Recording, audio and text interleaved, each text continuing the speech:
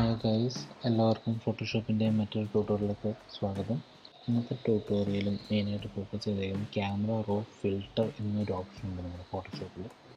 Just ആ filter മാത്രം use ചെയ്ത് നമുക്കൊരു ഇമേജ് എങ്ങനെ ഗ്രേഡ് ചെയ്യാം എന്നുള്ളതാണ്. ഓക്കെ, സോ നിങ്ങളിപ്പോൾ ലൈറ്റ് റൂം യൂസേഴ്സ് ആണെങ്കിൽ നിങ്ങൾക്കിത് എക്സാക്ട്ലി സെയിം കോപ്പി ചെയ്ത് നിങ്ങൾക്ക് സെയിം റിസൾട്ട് കിട്ടും. ഓക്കെ, സോ അധികം വൈകുന്നില്ല, സ്റ്റാർട്ട് ചെയ്യും. ഇമേജ് സെലക്ട് ചെയ്തതിന് ശേഷം filter camera raw filter select ചെയ്യുക. ക്യാമറ റോ ഫിൽറ്റർ സെലക്ട് ചെയ്യുമ്പോഴത്തേക്കും നമുക്ക് ഒരു പുതിയൊരു വിൻഡോ ഓപ്പൺ ആയിട്ട് വരും. സോ നമ്മൾ ലൈറ്റ് റൂം യൂസേഴ്സ് ആണ്, നമുക്ക് അവിടെ കാണാൻ പറ്റും ലൈറ്റ് റൂമിൻ്റെ അതേ ഫസ്റ്റ് ഇമേജ് ഓപ്പൺ ആയി വരുമ്പോൾ കിട്ടുന്ന കൺസിസ്റ്റൻ്റ് ലെയേഴ്സാണ് ഇവിടെ കിട്ടുന്നത്. ഇതിനകത്ത് കുറേ എക്സ്പോഷർ, കോൺട്രാസ്റ്റ്, ഹൈലൈറ്റ്, ഷാഡോസ് നമുക്ക് എഡിറ്റ് ചെയ്യേണ്ട ഇമേജ് ജസ്റ്റ് ഒന്ന് ടച്ച് ചെയ്യുക. അതായത് പ്രോപ്പറായിട്ട് ഹൈലൈറ്റും ഷാഡോസും അതിനകത്ത് നമുക്ക് ആവശ്യം എന്ന് തോന്നുന്ന രീതിയിൽ ആ സ്ലൈഡേഴ്സ് യൂസ് ചെയ്ത് ചെക്ക് ചെയ്ത് ഇതിനകത്ത് നിങ്ങൾക്ക് കാണാം. ഞാനിവിടെ ഷാഡോസിൽ വൈറ്റ്സിലും അങ്ങോട്ടും നോക്കി അതിനകത്ത് എന്ത് ചേഞ്ചസാണ് വരുന്നതെന്ന് നോക്കുന്നുണ്ട് ഇമേജിന്. സോ നിങ്ങൾക്ക് അതിങ്ങനെ എക്സ്പ്ലെയിൻ ചെയ്ത് നോക്കി ആ ഇമേജിന് നിങ്ങൾ എടുത്തേക്കുന്ന ഇമേജിന് ബെസ്റ്റ് റിസൾട്ട് എന്താണ് അതെടുക്കുക.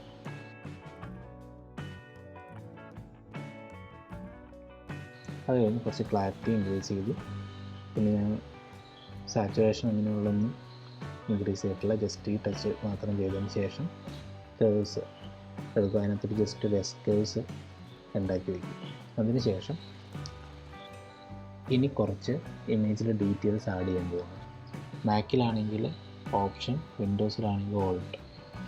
ഇതിൽ ക്ലിക്ക് ചെയ്തതിന് ഹോൾഡ് ചെയ്തതിന് ശേഷം ആ മാസ്കിങ്ങിനകത്ത് നമ്മൾ ഡ്രാഗ് ചെയ്യുമ്പോൾ നമുക്കിപ്പോൾ കാണുന്നുണ്ട്. ഇപ്പോൾ ഇതിനകത്തുണ്ട് ഈ വൈറ്റ്, ഇത് കണ്ടോ, ഈ വൈറ്റ് അതിനകത്ത് ഇത് ഫുൾ 100ലേക്ക് പോകുമ്പോഴത്തേക്കും നമുക്ക് കാണും ഈ പൂവിൻ്റെ ഇത് നമ്മുടെ ആ ബേഡിൻ്റെ ഔട്ട്ലൈൻ മാത്രം സെലക്ട് ആയിട്ടുണ്ട്. അപ്പോൾ അത്രയും ഭാഗം മാത്രമായിരിക്കും നമ്മൾ ഇതിൽ കൊടുക്കുന്ന ഈ ഷാർപ്പിന് ആഡ് ചെയ്ത്, ബാക്കിയൊരു ഭാഗത്തും ആഡ് ചെയ്യും. സോ നമുക്ക് എവിടെയൊക്കെ കിട്ടുമെന്ന് നോക്കുന്നത് നമ്മൾ ഈ ഓൾട്ട് അതോ ഓപ്ഷൻ്റെ ഇൻവേർട്ടായിട്ട് നമുക്ക് കാണിച്ചു. ഓക്കെ, ഞാനിവിടെ ചെയ്യുന്നത് എന്താണെന്ന് വെച്ച് കഴിഞ്ഞാൽ നോയ്സ് റിഡക്ഷൻ ടാബിനകത്ത് വന്നിട്ട് കുറച്ച് ജസ്റ്റ് ടച്ച് ചെയ്ത് ഇവിടെയാണ് HSL അഡ്ജസ്റ്റ്മെൻറ്റിലാണ് മെയിനായിട്ട് നമ്മുടെ ഈ ഗ്രേഡിങ്ങിലേക്ക് കിടക്കുന്നത്. കളേഴ്സ് ഫുള്ള് നമ്മൾ പ്ലേ ചെയ്യാൻ പോകും. ഇതിനകത്ത് മെയിനായിട്ട് ഞാനിപ്പം ചെയ്തേക്കുന്നത് ഗ്രീനിനകത്ത് വന്നിട്ട് HSL അഡ്ജസ്റ്റ്മെൻറ്റിനകത്തെ ഹ്യൂവിനകത്ത് വന്നിട്ട് ഗ്രീനിലും യെല്ലോയിലും റെഡിലും ഈ 3 കളേഴ്സിലാണ് ഞാൻ മെയിനായിട്ട് ഫോക്കസ് ചെയ്യുന്നത്. കാരണം എന്ന് വെച്ച് കഴിഞ്ഞാൽ എനിക്ക് വേണ്ടത് എൻ്റെ ഗ്രീനെല്ലാം ഫുള്ള് മാറ്റി അവിടെ ഒരു യെല്ലോ, ഓറഞ്ച് ടൈപ്പ് കളേഴ്സ് വേണം. അതാണ് എനിക്ക് മെയിനായിട്ട് വേണ്ടത്. അപ്പോൾ ഞാൻ കൂടുതലും അതിനകത്തേക്കാണ് ഇൻട്രസ്റ്റ് ചെയ്തത്. ഇപ്പോൾ ചേഞ്ച് ചെയ്യുമ്പോഴത്തേക്കും ഞാൻ കുറച്ച് എക്സ്പെരിമെൻറ്റ് ചെയ്ത് നോക്കുന്നുണ്ട് ബ്ലൂവും പർപ്പിളൊക്കെ വെച്ചിട്ട്. കാരണം ബേഡിന് കുറച്ച് ബ്ലൂ കളറുണ്ട്, അപ്പോൾ അങ്ങനത്തെ ആക്വ കളർ ഇത്തിരി ഇതായിട്ട് കിട്ടാൻ. പിന്നെ അതിന് ശേഷം സാച്ചുറേഷനിൽ വന്നതിന് ശേഷം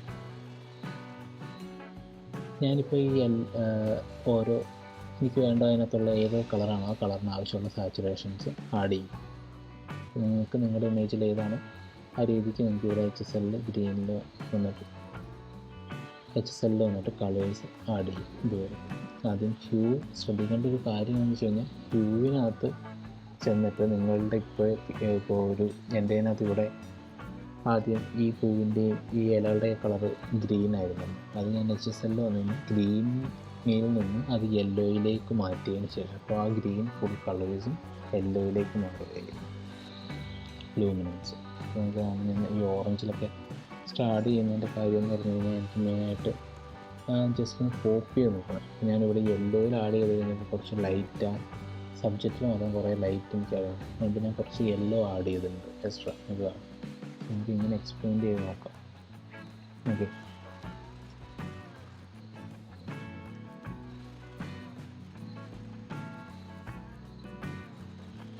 പിന്നെ ഇതിൻ്റെ ഏറ്റവും വലിയ ഗുണമെന്ന് പറഞ്ഞാൽ നിങ്ങൾക്ക് എപ്പോൾ വേണമെങ്കിലും ഫസ്റ്റ് ഈ ടാബിലേക്ക് വന്നതിന് ശേഷം നിങ്ങൾ ആദ്യം ചെയ്ത കറക്ഷനിൽ കുറച്ച് ചേഞ്ചസ് വേണമെങ്കിൽ എപ്പോൾ വേണമെങ്കിലും നിങ്ങൾക്ക് വരുത്താം. സോ നിങ്ങൾ ഒന്നിനെപ്പറ്റും ബോധേഡാകേണ്ട കാര്യമൊന്നുമില്ല, കൺട്രോൾ അടിക്കേണ്ട കാര്യവും വരുന്നില്ല.